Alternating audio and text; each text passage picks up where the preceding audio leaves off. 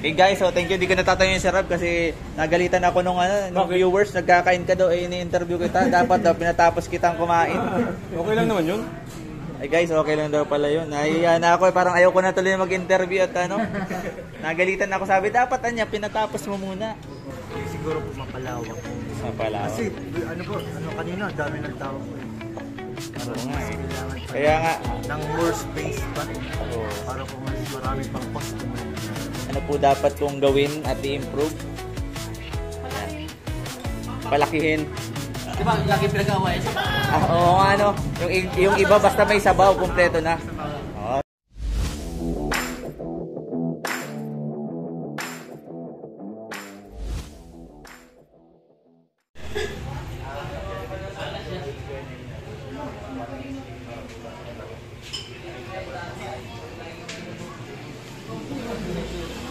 Guys, magandang araw po sa inyong lahat. Salamat po sa inyong pagpunta. Ayan. Siguro po ay ako hihingi ng advice sa inyo. Whip, potatoes.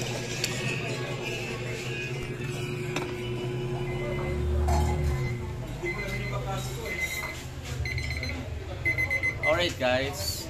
So yung nakikita po natin sa likod, ayan, sila Kalinga Prab at sila po ay, again, palaging kumakain. Hello po!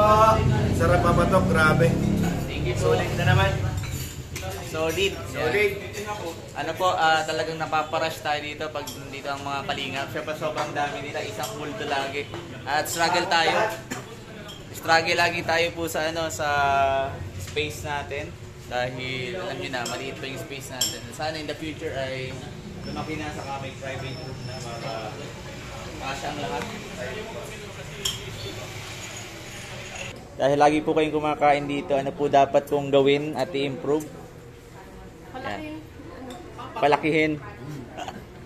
Opo guys, sana lumaki na talaga to. Yan guys.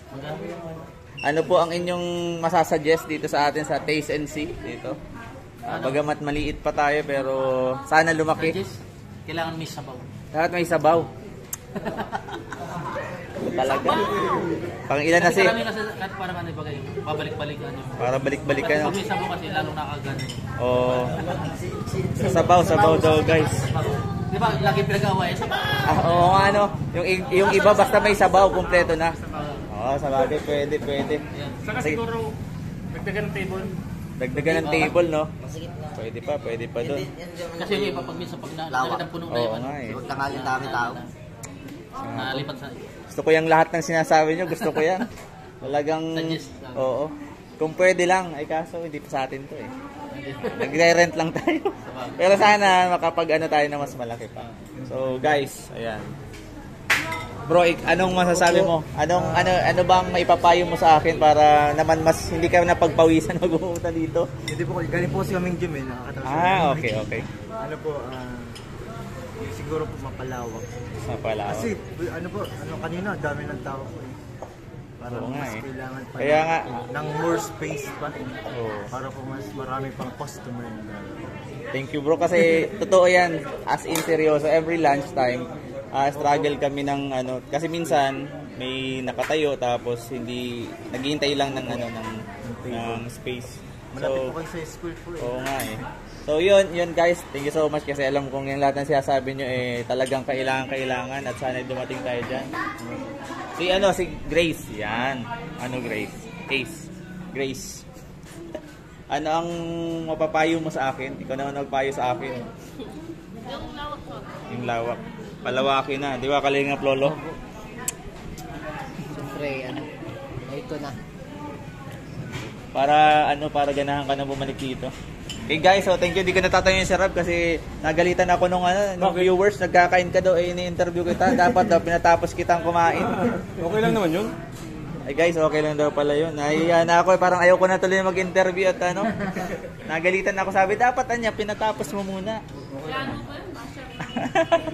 Pero guys, thank you so much. Maraming salamat sa inyo.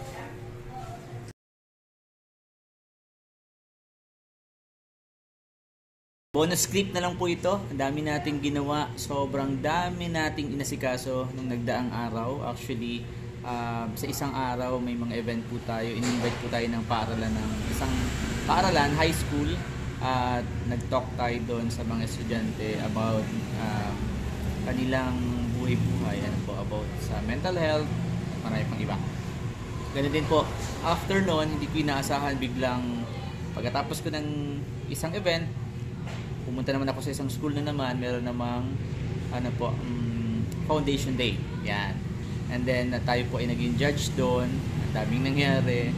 And then konting tulog lang after po ng event na yon, pumunta naman tayo ng Legazpi. So, po ang daming nangyayari sa buhay po natin. So, samahan niyo po ako kahit konting clip lang, at least malaman niyo yung iba nating ginagawa maliban po dito sa Taste and See.